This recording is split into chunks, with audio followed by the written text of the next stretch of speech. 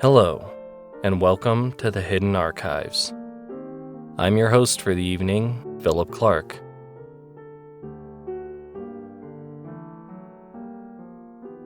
Welcome to our Season 2 finale. We have put together a special story for you this evening, something that we hope you will enjoy. So I will get right into things, and then Nicole will be back at the end of the episode to see you off until next season.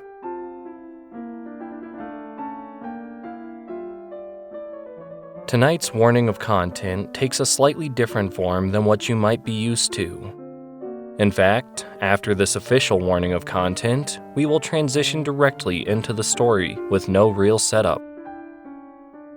But I did want to preface with some information about the story itself, to remind you that this story is completely from my own mind.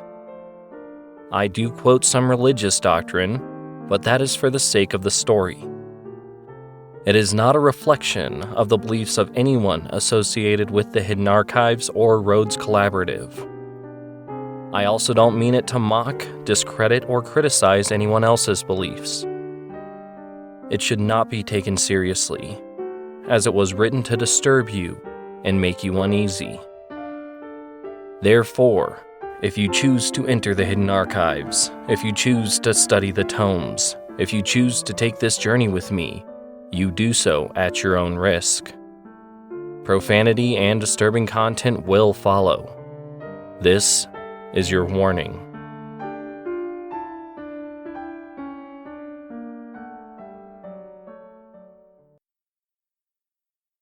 I've always liked a good snowstorm. There is something irresistible about the eerie stillness and silence that comes with the delicate falling of each flake of snow.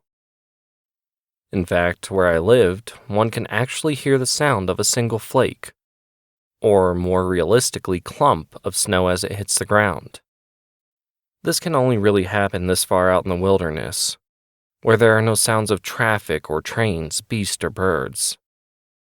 However, on one such night, there was something that distracted from the omnipresent peace of stillness. Out in the bluffs of the Colorado wilderness, your neighbors are few and far between. Where I lived could be considered a farming community, if you can even call it that, a community. My nearest neighbor was about a quarter-mile away, at a ranch south of my own. This was normally ideal for me. It gave me my own space, and the peace that came with it. But if I needed help or just someone to talk to, then I could simply take a walk down the road to the next ranch and share cold Coors with the neighbors. Now, about these neighbors. They were an older couple with no children. The man, Mark, was a rancher who lately specialized in keeping a bunch of horses that he used in the summer to take tourists on backcountry rides. His wife, Mary, ran an online business selling knitted things, or some shit like that. All in all, it seemed like they had a decent relationship with only the few bumps and snags that might come with such an arrangement. As for me, I was about the age that one of their kids might be, if they had any. And sure, I lived on a ranch, but that doesn't mean that I did shit with it. I'd come into some money a while back and figured that I wouldn't mind living in such a sparse community. So as it worked out, I was over there, or they were over at my place about once a week, just shooting the breeze to kill the time and stay sane. This was life for several seasons. No real excitement except for the occasional large wild animal that threatened the horses. There were no real dull points either, as there was always something that needed to be done or tended to. But that all changed on a cold, silent, snowy night in mid-November. As I remember it, I'd gone out to watch the snowfall, which I often loved to do with my Jack Russell named Caesar. The poor bastard hated the cold, but he got over it when I shared my glass of whiskey with him. What can I say? Dogs like the drink as much as anyone else. We had been sitting for maybe about half an hour both drinking out of the same cup of booze, when suddenly he perked his ears up. He sat really still for a few minutes, just facing in the direction of Mark and Mary's ranch. I couldn't hear anything except for a horse whinny in the distance. Normally, even this would be impossible, but the stillness of that dark and frosty night seemed to amplify the sound. "What's got you all worked up, Caesar?" I said to the dog. "Tell old Avery." "What do you hear?" "Come on, boy, tell me," I encouraged him. I just figured he'd heard a rabbit or a fox that I didn't, and I thought it would be a kick to watch him chase it. Normally, he would have gotten excited and ran off after whatever it was, whether it even existed or not. But that night, he just stayed still as a statue, ears perked up, staring off into the distance. This was extremely uncharacteristic of him, so I figured something might be up. Playing along, I faced the same way as Caesar and listened very carefully for whatever might be out there. For the first few seconds, there was nothing. But then I heard voices. They were distant and faint, but they sounded angry. Clearly, my only neighbors were having a fight. "Come on, Caesar, that's none of our business," I said to the dog. He looked at me, almost with a grimace of irritation, and swiftly turned his gaze back to its original direction. Just as I was about to reprimand him again, I heard a loud concussion. I couldn't tell what it was at first, but it echoed and resounded for what seemed like nearly a minute. Caesar jumped to his feet, hackles raised, and started growling. He was about to run off in the direction of the noise, but I commanded him to heel. Reluctantly, he did so. Suddenly, I figured out what we had heard. It was a gunshot. I strained to listen for any more voices. Nothing. Then, I thought I heard a muffled scream, but it was so distant that I couldn't tell for certain. I put the dog back in the house and waited outside, still trying to hear whatever else I could. Then there was another concussion. Caesar, still in the house, started barking and scratching at the door. I took off running toward the neighbor's ranch. I should have brought Caesar with me. To this day, I'm still kicking myself for leaving him behind. Maybe he could have warned me of what I was about to find. Maybe not. No one ever claimed that he was the sharpest tool in the shed. But damn, I really do miss that old mutt. As I was about halfway down the road to Mark and Mary's ranch, the snow started to let up and I could just make out the lights coming from their property. I could see that most of the house lights were on. There were also several sodium lights high up, like street lights, over the corral and stables. On a night like this, there was no damn reason those sodium lights should have been on. The horses would all be stabled, kept inside against the cold. Also, with it being so late, there was no way that anyone was doing any grounds work. I may be a dumb reformed city boy, but I knew when I saw those lights glowing brighter and brighter as I made my way down the road at nearly a sprint, that something was very, very wrong.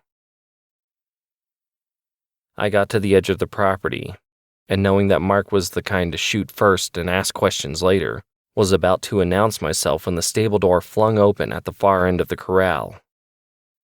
My attention was quickly diverted from the house to this developing point of action.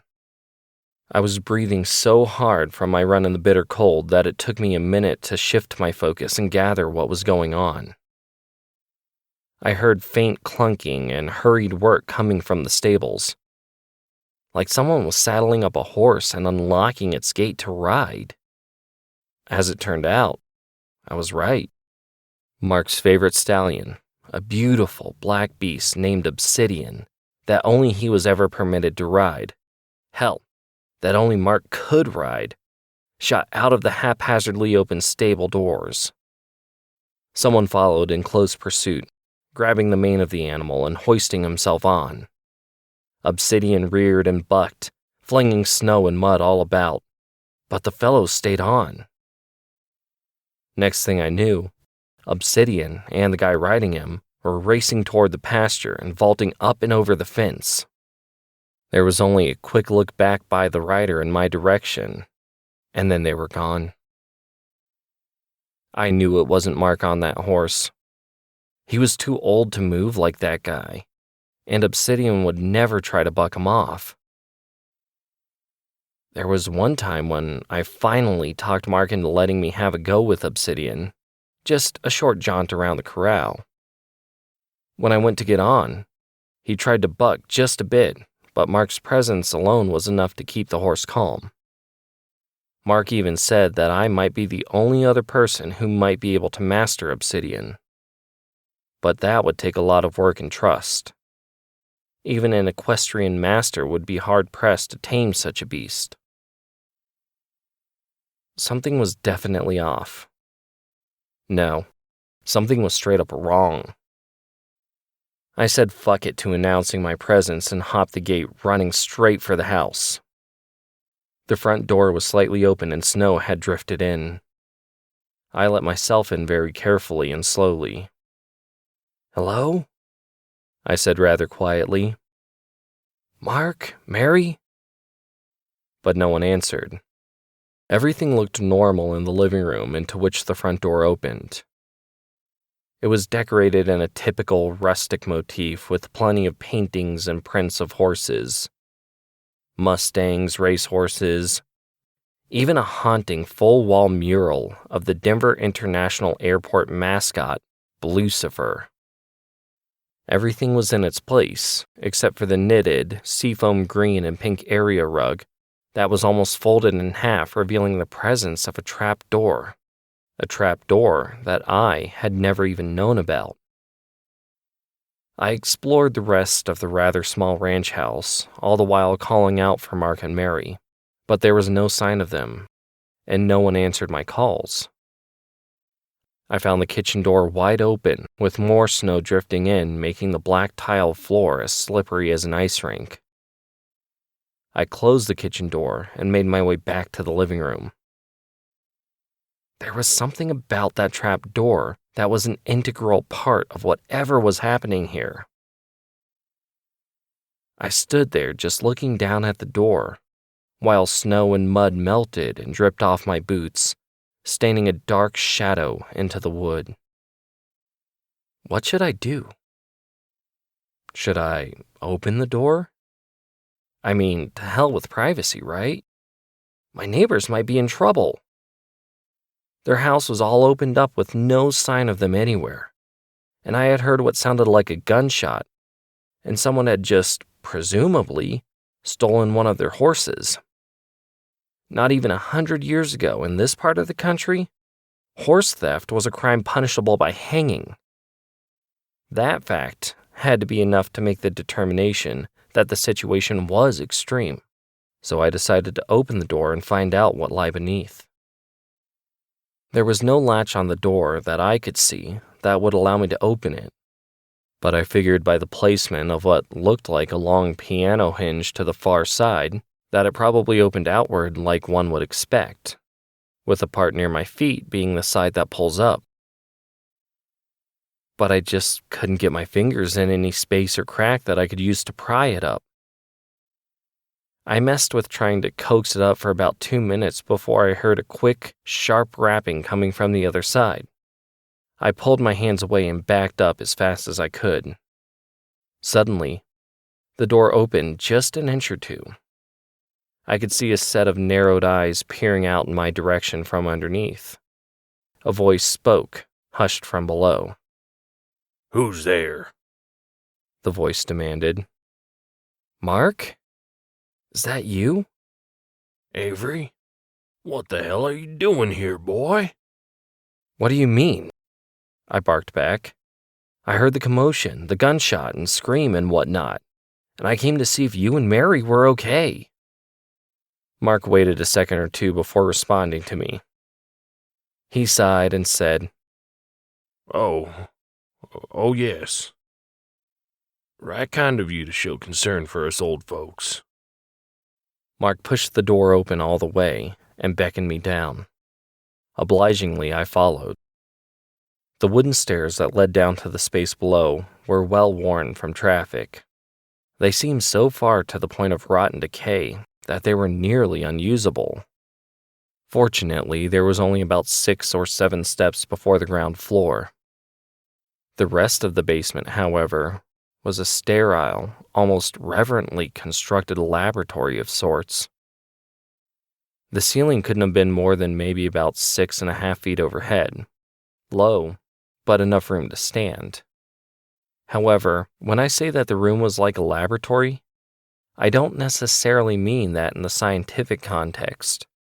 There were books, ancient volumes bound in hideous covers, covering black marble bookcases that lined every wall of the room.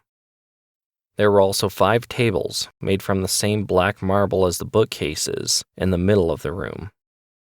On all 5 tables there were 5 candles, one on each corner and one in the center. 2 of the tables had strange, sharp-looking brass instruments, the purpose of which I could only imagine. 2 of the other tables had all sorts of, for lack of a better word, trinkets on them. They looked archaic. I noticed a stone scarab, a trilobite fossil, and a number of what looked like voodoo dolls amongst other magical-looking items. The last table, which was at the center of the room, making the arrangement of tables look like the 5 on the side of a dice, was barren. All that was on it was that same mural of Lucifer as the one in the living room upstairs. I took all of this in, just vexed by the entirety of the scene, in a matter of seconds. Mark made his way to the center table and leaned against it, with his palms flat on its surface, and his head bowed. "Mark, where's Mary?" Given the scene, it would be hard to imagine that I would even notice her absence, but I was here for a reason. Mark didn't even bother to look up at me as he spoke. Never mind that, boy. She's safe, he said with a note of conviction. This definitely did not absolve my concern, however. With as much control and clarity as I could muster, I said, "Then what happened? How can I know that for certain? Was it her that took obsidian?" Even saying this, I knew it wasn't something that she could actually do. I asked that silly question, and to this day, I still don't know what made me ask. Mark's head snapped up, and there was a fierce fire in his eyes. But also something else. Maybe concern? Or was it fright? Now listen closely to me, Avery, and respond very carefully and completely. What did you witness? What? Outside when I got here? No, goddammit! He shouted as he approached me slowly, arms outstretched and palms up like a sinner begging forgiveness before God himself. He grabbed my shoulders with his shaking hands and said, What did you see with the horse, Obsidian? Someone took him from the stables and rode off. He rode him. Are you sure? Yeah, I mean, he bucked, but the rider got control and took off on him. And this rider, what did he look like? There was desperation in his voice. I don't know, he was dressed in black, but I couldn't see his face or anything. Mark closed his eyes, released my shoulders, and walked back to the table with Lucifer painted on it. It was a tense minute before he spoke again. So, it has begun. I tried to stop it. I just want you to know that. I want someone to know. I really did try, but I failed. I knew I would, but I had to try. I don't understand, Mark. What did you try to stop? He paused and then said, just barely louder than a whisper. The end of days. I tried to stop the apocalypse. Do you know the story from the book of Revelation in the Bible of the 4 horsemen of the apocalypse? I shook my head no. Never really been much of a man of faith, I said a bit timidly. He chuckled and said, They never are. Then, from sheer memory, he recited Revelation chapter 6. Then I saw, when the Lamb broke one of the 7 seals, and I heard one of the 4 living creatures saying as with a voice of thunder, Come. I looked, and behold, a white horse, and he who sat on it had a bow, and a crown was given to him, and he went out conquering, and to conquer. When he broke the 2nd seal, I heard the 2nd living creature saying, Come. And another, a red horse, went out, and to him who sat on it was granted to take peace from the earth, and that men would slay one another, and a great sword was given to him. When he broke the 3rd seal, I heard the 3rd living creature saying, Come. I looked, and behold, a black horse, and he who sat on it had a pair of scales in his hand. And I heard something like a voice in the center of the 4 living creatures saying, A quart of wheat for a denarius, and 3 quarts of barley for a denarius, and do not damage the oil and the wine. When the Lamb broke the 4th seal, I heard the voice of the 4th living creature saying, Come.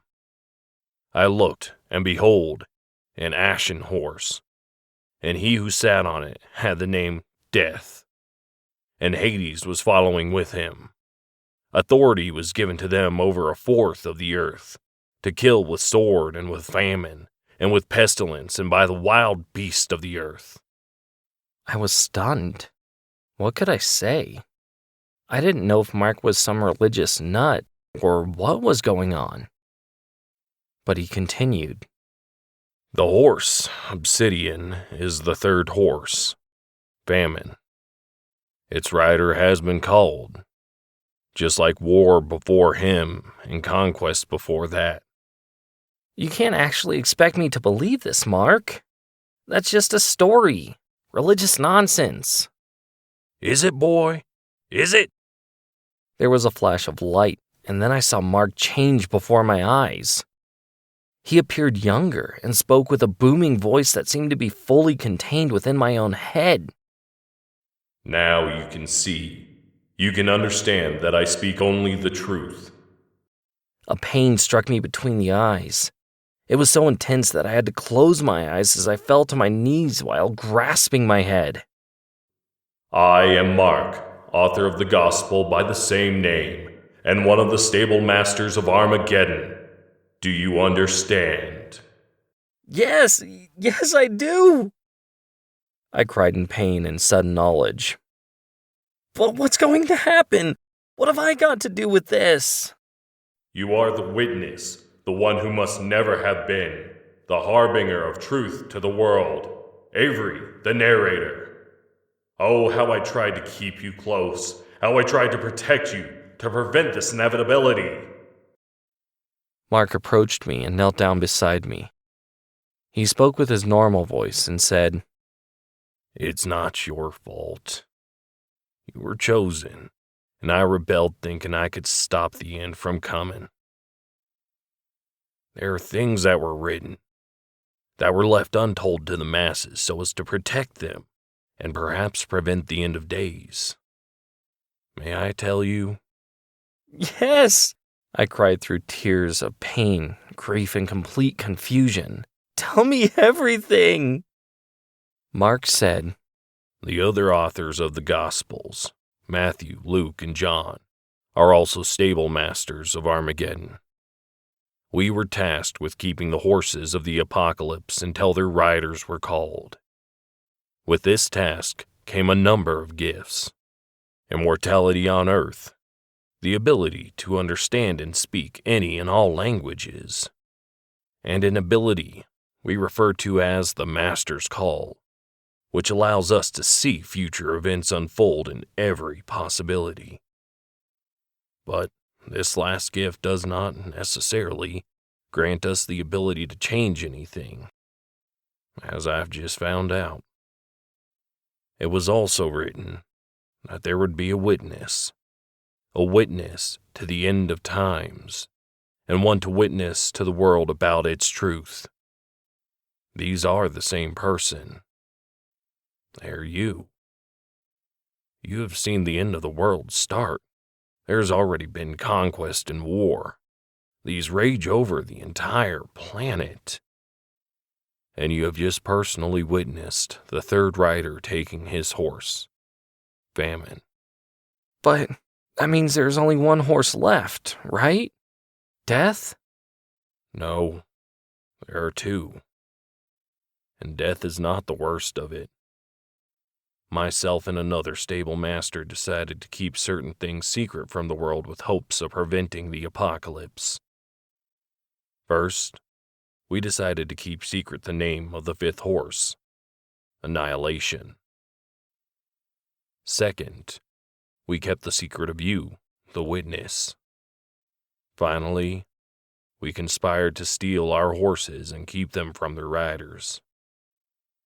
The fifth and final stable master is Mary Magdalene.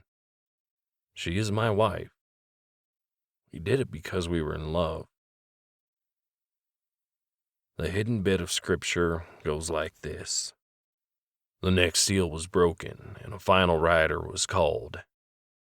I heard the voice of the fifth living creature saying, "Come." I looked, and behold a blue horse, and he who rode on it was named Annihilation. Before the horse and its rider stood another named the Witness. And the Witness spoke thus, "Upon my tongue is the final word, endings. Hear me, even the dogs beckon the end." And the living creature said, "Annihilate. The spoils belong to the Lord, but the land and space and time belong now to you." And this rider was given a hood to protect its visage, and a scythe to reap the sowed fruits of man and God and of the heavens and the earth. Mary has gone off to secure her horse. This horse here, He said, tapping on the table with the image of Lucifer in front of him. If you were trying to keep so many secrets, why does this image exist? Why is there a statue of the fifth horse at the Denver airport of all fucking places? There are those that wish to expose us, to bring about prophecy and the end of days. They leave their messages everywhere. When it was found out that Annihilation was kept here, they built that airport and statue as a sign. But they apparently did not know that I was keeping famine here too. They came trying to reclaim Annihilation, but found their third horse instead. So Mary has taken the blue horse to a new location. I'm just doing some cleanup before I rejoin her. Wait, what do you mean by cleanup? Mark sighed and said, If there is no witness, then what was written cannot come to fruition. I started to panic at these damning words. Wait! You can't kill me, please! Oh, you stupid boy. I'm not going to kill you. Been like a son to me. Don't worry. I have a better plan. Set your mind at ease. Do you remember that I said the stable masters were given certain gifts? Well, along with the 3 gifts I mentioned before, which all 5 stable masters were given, is a 4th specific gift that was given to each individual stable master. The 4th gift is unique to each stable master. It is related to the name of our individual horses. Mary got Annihilation. I got Famine. This means that Mary can annihilate your existence from this realm. But I would only allow this if you were safe. So that puts us here. I have famine. I can, literally, starve this realm of you. I'll be honest. I don't know what will happen to you, but I have a hunch. I know that you will be okay. I will starve this realm of you by removing you from it. Mary will then annihilate any trace of your existence. However, since things have been set in motion, you have been called by God, and you have been named the witness, narrator of the apocalypse. You cannot and will not cease to exist altogether. This prophecy cannot be undone, but it can be changed. You will be safe outside of our universe. As he spoke these final words, I found myself here, somewhere outside of that realm of reality and possibility, and overlooking all realities and possibilities. I can see all of time, and I know everything that can happen, but I do not know what will happen. However, I do know that I can influence events in any and every reality. So, being the witness, the narrator of the apocalypse, I give you this story. This is the only one that I can give directly, as it is the only one that fulfills prophecy. However, there are others, prophets in their own right, who know other truths. As the witness, I can influence them to record their truths, their stories, and I can also influence them to keep them safe. These tales have been, are, and will be archived to serve as a warning. I will make this clear, as will those who tell the tales. I will give you this warning. I am alone, but you are not. Never discount any possibility. I have seen them all play out. I can't say what will happen, but I know what might happen. I tell you this: do not let the fifth rider take his horse. Because annihilation includes not only you, but me and everything and everyone. You've seen the conquest and the wars. Soon, you are going to see famine. The global population has already tipped the scales of what our planet can support. You will see so much else, things that seem impossible, but they are not. And after everything I have told you of comes to fruition, the fourth rider will take his horse. Death comes next. But I promise you this: annihilation is much, much worse.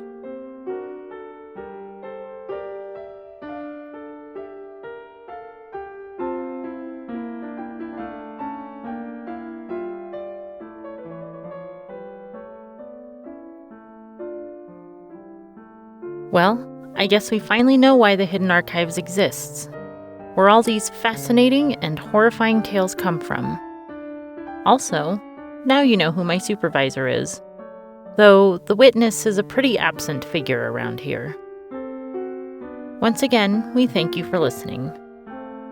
Though this is the final episode for the official season, we will still be releasing content in various forms, from more stories to behind-the-scenes content, maybe even a few interviews and more. Of course, this will be almost completely random and spur of the moment, but we will not be going completely silent between seasons again. Please tune in to our social media for more information. Links can be found in the show notes.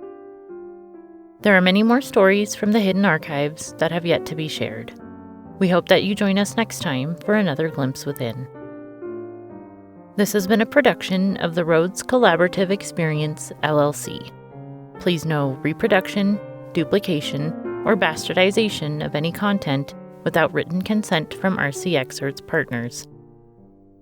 Ex Animo, ex Tempus, in Archivum.